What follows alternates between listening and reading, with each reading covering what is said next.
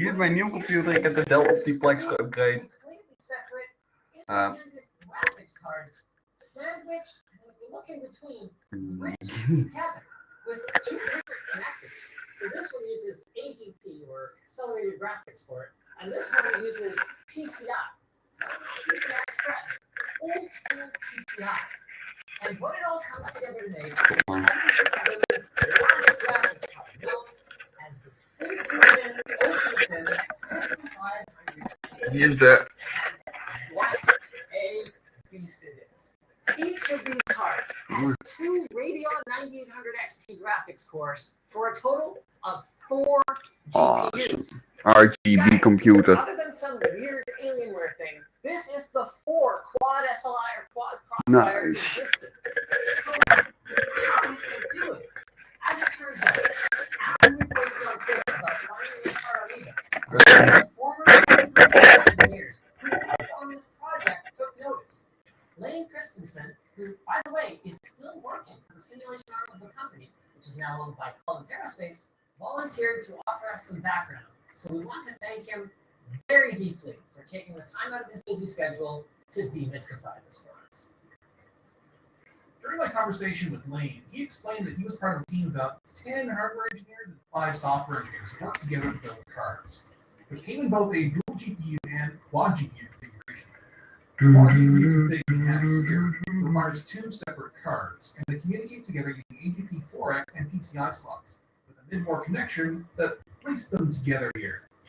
Lane wasn't sure exactly what bridge chip they use, but I see an FPGA on the front of the card here that seems to fit the bill. As for 1, 6, or 8 GPUs, this was actually the practical upper limit that they could achieve using PCI alone. PCI Express or dedicated links, what these can be. The old PCI standard shared its bandwidth among all devices on the bus by design. According to Lane, ATI, which is now Radeon Technologies, had baked-in support for connecting multiple GPUs together like this, and was clearly a precursor to Crossfire, even though they didn't offer it to end users as a solution, just plugging in a couple of cards. Kind of makes sense because no motherboards that I'm aware of existed with multiple AGP slots.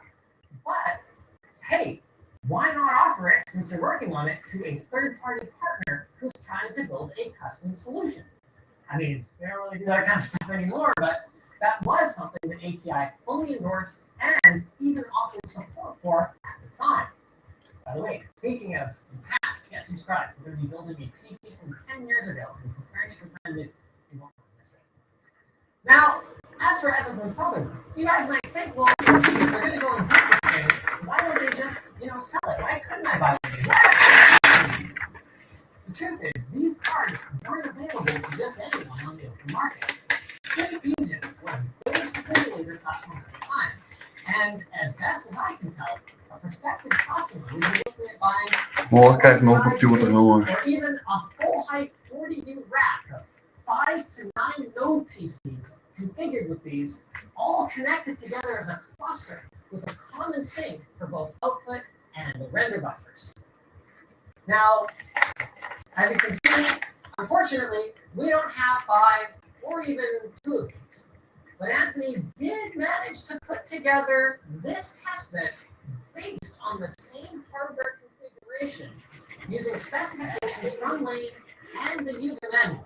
Wait, is this thing using all solid-state caps? That would make sense. Wow, that was like very high-end shoes back then. Back then, all solid-state caps was a little bit unusual. This actually high-end Intel server board used caps that were part of the capacitor plate. I actually had to recap the board before we work. We're just going to have to pretend that we're using proper cooler mounts here. Don't overthink it. Throw the card in here and 2-slot card.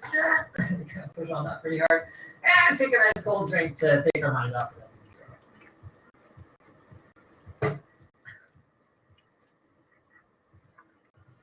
In de virtual classroom van Global Knowledge volg je onze... Fuck op met je tering reclame gewoon. Jezus.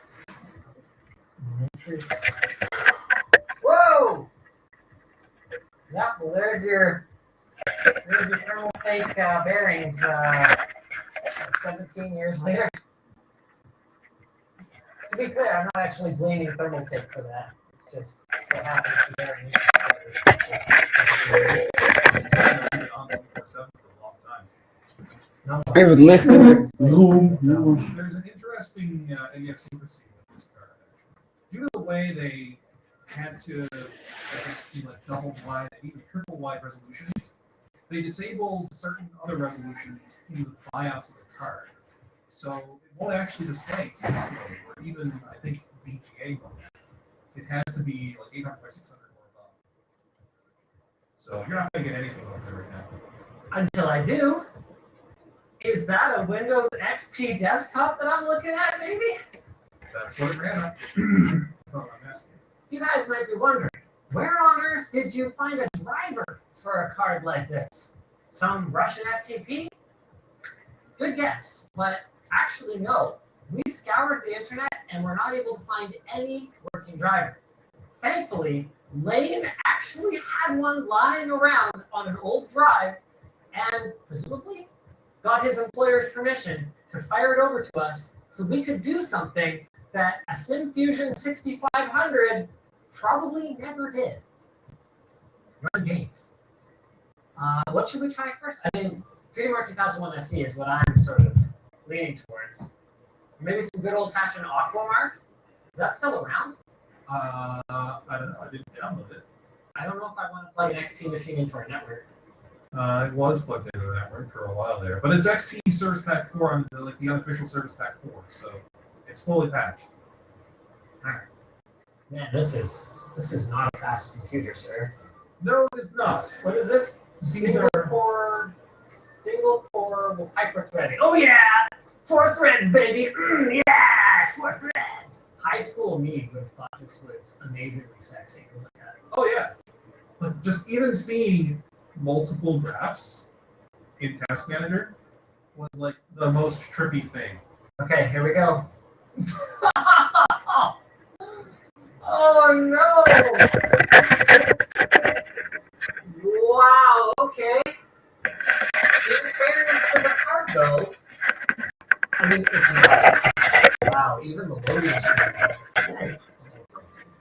It's worth pointing out that all of Evans and Sutherland's simulation stuff was OpenGL based. They didn't really qualify the card at all for Direct3D.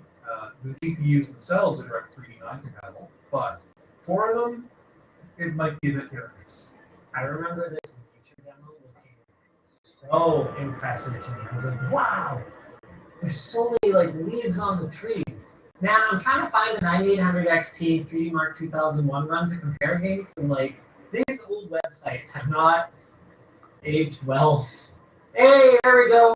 Okay, so at 1024 by 768, a single 9800 XT managed 16,800 points. Let's try Aquamark. Oh man, this too, it just brings back so many memories. This is like creepy making videos. This is like me literally sitting in my basement or like my girlfriend's room, like, you know, tuning my overclock 1 megahertz at a time or whatever. And, like staring at this, checking for artifacts. Let me tell you, if I ever saw it look like this, I'd be like, oh no, off, everything off, turn that overclock down. That's not the issue right now. That's the massive overdraw explosion again.